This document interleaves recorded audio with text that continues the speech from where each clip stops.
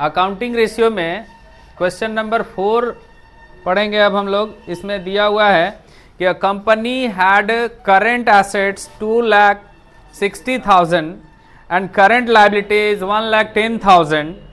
thereafter it purchased goods from Rajesh for 40,000. compute current ratio after purchase of goods। अब राजेश से खरीद लिया 40,000 का गुड्स। एक चीज समझो ऐसे, पहले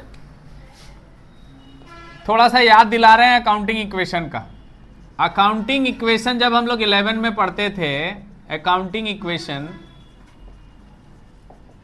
तो एक साइड में हम लोग क्या लिखते थे, एसेट्स, दूसरे साइड में, और ये हमेशा इक्वेशन के बाद क्या आता था, टोटल इक्वल आता था जनरली। अब इक्वल यहाँ आना हम लोग जरूरी नहीं समझ रहे हैं, क्योंकि यहाँ current assets current liabilities equal तो रहता नहीं है, अलग अलग रेशियो रहता है। लेकिन हम लोग ये जरूर सीखे थे अकाउंटिंग इक्वेशन में कि बहुत ऐसे ट्रांजैक्शंस हैं जिनका असर लेन देन के बाद एसेट साइड में भी आता है, और जैसे उधार सामान खरीदेंगे तो लायबिलिटीज भी बढ़ेगा और एसेट्स भी बढ़ेगा, है ना।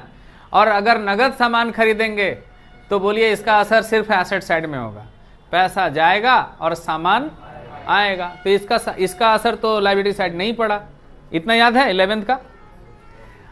अब आप सोचिए कि आपका बुक में पहले से दिया हुआ है करंट एसेट्स 2,60,000 ऐसा दिया हुआ है, ऐसा दिया हुआ है, और इधर कितना दिया हुआ लायबिलिटी साइड में 1,10,000 ऐसा दिया हुआ है। और आपको ये भी पता है कि करंट एसेट्स में, यहां अगर हम ये तो एसेट नहीं लिखेंगे, हम सिर्फ करंट एसेट लिख रहे हैं ना। करंट एसेट्स में कैश भी आता है, करंट एसेट्स में बैंक बैलेंस भी आता है, करंट एसेट्स में स्टॉक भी आता है ना।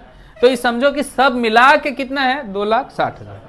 अब अगर इस क्वेश्चन में बोला गया है कि thereafter it purchase goods from Rajesh, आप राजेश से सामान खरीद रहे हो, चाहे कितने का, 40,000 का, तो क्या परिवर्तन आएगा, बोलिए सर 40,000 रुपया कर्जा इधर भी बढ़ जाएगा, क्योंकि उधार खरीद रहे हैं, कर्ज बढ़ेगा, और 40,000 रुपए का स्टॉक भी बढ़ेगा, बोलिए बढ़ेगा।